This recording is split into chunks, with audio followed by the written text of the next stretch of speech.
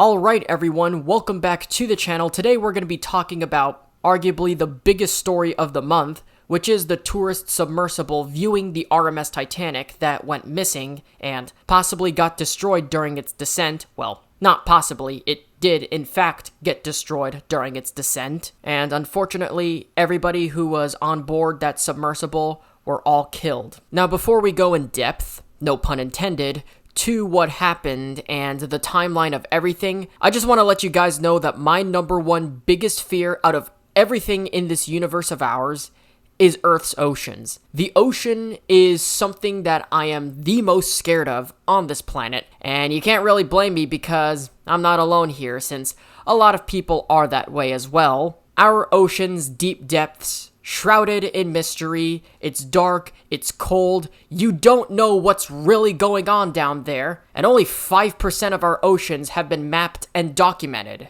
And to top things off, the deepest point in all of our oceans, the Challenger Deep, located in the Marianas Trench just north of Papua New Guinea and east of the Philippines, have only been visited by humans 3 times, and only 4 people have actually managed to visit it. Those being Don Walsh and Jacques Piccard on the first visit, James Cameron on the second visit in the Deep Sea Challenger mission, and the third visit was fairly recently done by a guy named Victor Vescovo. Now, in more recent years, it's visited and documented more and more now, but as these trips to the Challenger Deep become more frequent, more new species are actually being discovered that have never been documented before. And this has been the case with every trip to the Challenger Deep. When Don Walsh and Jacques Piccard went down there, they discovered these underwater vents shooting out hot sulfur gas within the Challenger Deep, full of plankton that somehow are able to photosynthesize either by the heat of the vents or by bioluminescence. And there's also other bioluminescent life that was able to survive in these depths.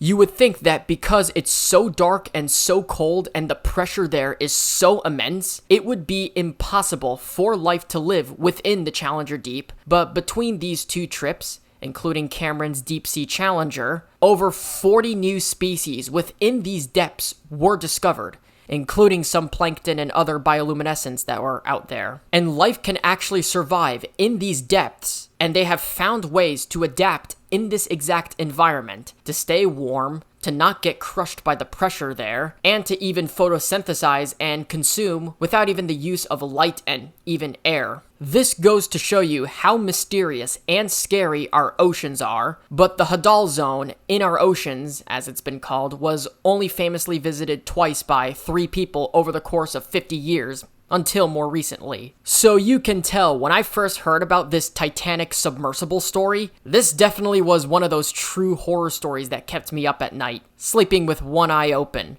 probably giving me nightmares in the process. So what happened was there was a submersible, or a company that sends submersibles down to the Titanic to allow tourists to view the wreckage of the ship, primarily the bow since the ship did break in half as it was sinking. So there was this company that allowed people to actually view the wreckage in a submarine to see what the wreckage looked like in person. And normally a ticket to go and see the Titanic costs roughly around $250,000, so only the rich and wealthy folks are able to actually view the wreckage. Now, when the story broke, some of you may have learned that yes, people can and are able to get tours to see the Titanic underwater. I've actually learned about this around 7 years ago when my 8th grade social studies teacher told me when we were learning about the Titanic that they would actually give people tours to see the Titanic underwater and see what the wreckage looked like yourself in a submarine, if you had the kind of money. I did remember one of my classmates asking him if there's ever been a tragedy that happened, and he responded with, well,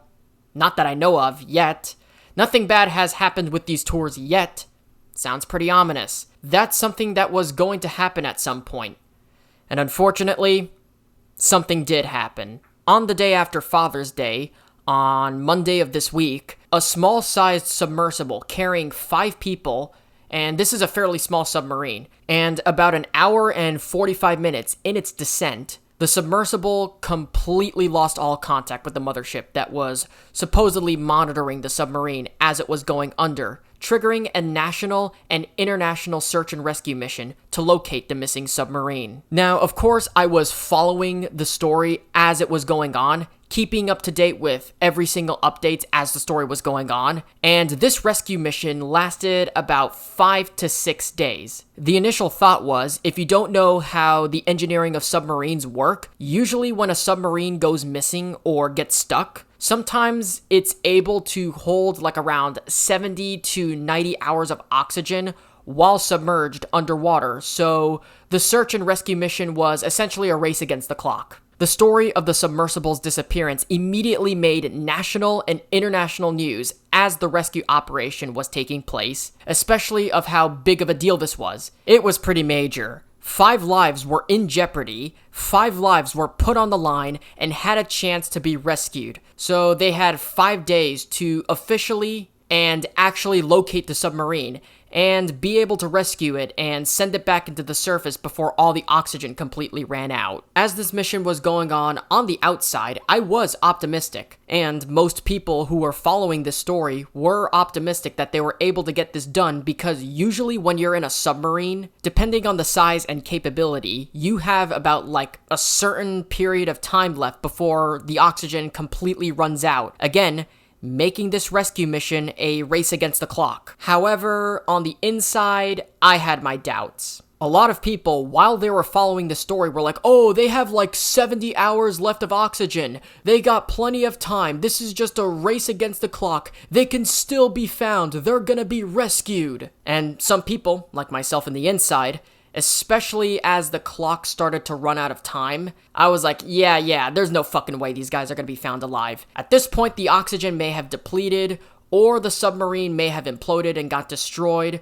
or they have gotten stuck. This is more of a recovery mission and not really a rescue mission. I'll try my best not to give up and have hope, but really in the inside, I knew how the story ends. I had the spoiler already. But again, there were hopes that these people would be found alive. With less than 24 hours left until the oxygen of the submarine runs out, we initially heard reports of banging noises coming from the Titanic's bow underwater. This gave some people hope that they could be banging and they see the search and rescue team, that they could be still alive, and we're not giving up, folks, there's a silver lining. But once the timer ran out, once the oxygen timer already ran out, not only it was already too late, but something else was found near the wreckage of the Titanic.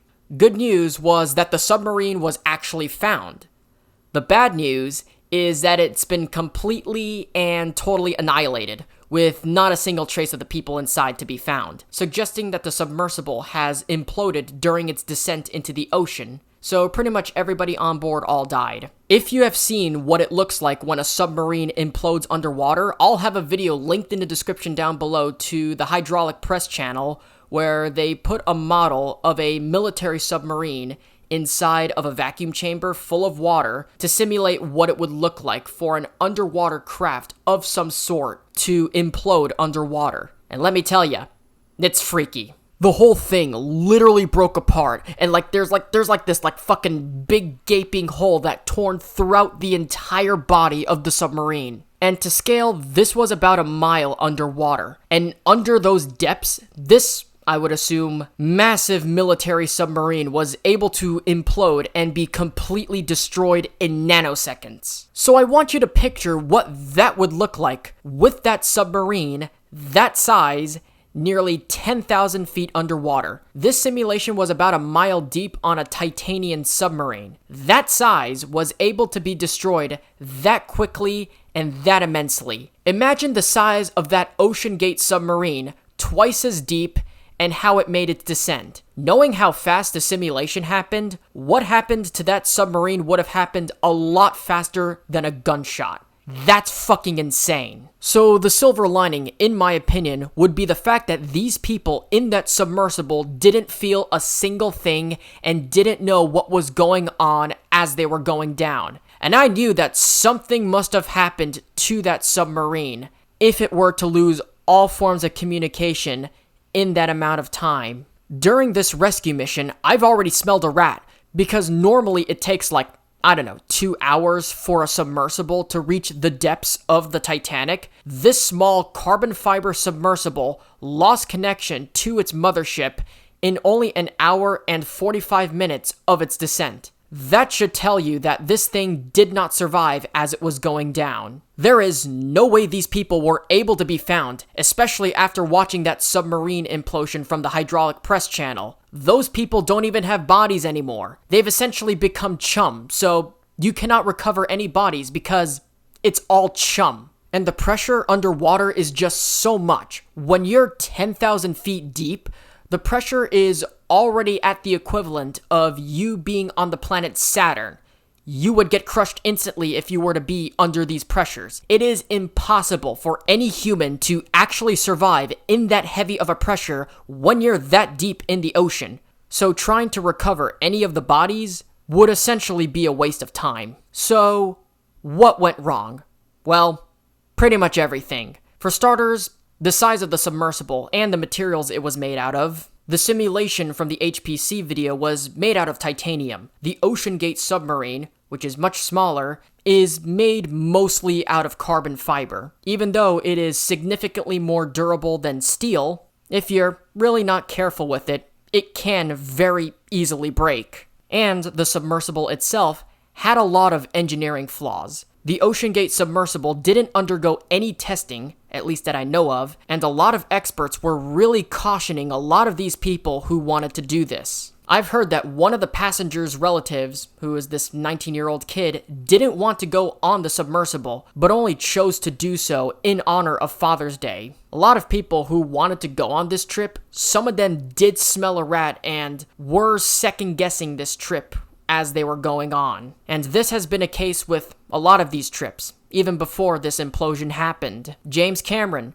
the guy who famously did the Deep Sea Challenger mission, and the director of Titanic, even warned about every flaw that this submersible had, and knew that something wrong was going to happen eventually, even saying that he felt guilty for not ringing the alarm bells earlier. The way the submersible was constructed, like the front hatch, had to be bolted on from the outside by about 18 bolts, which meant that the people inside the vessel aren't able to open up the hatch unless someone from the outside was able to remove every single bolt. And there was no backup systems that blew the hatchet open in case of an emergency. That's safety concern number 1. Number 2, there were no navigational instruments or GPS tracking on board the submersible. Just like on ships, airplanes, and even rocket ships that go to outer space, submarines are equipped with what is called a black box, which is like a locator beacon which holds all communication and location data found on a vessel in an event of a mass incident that happens.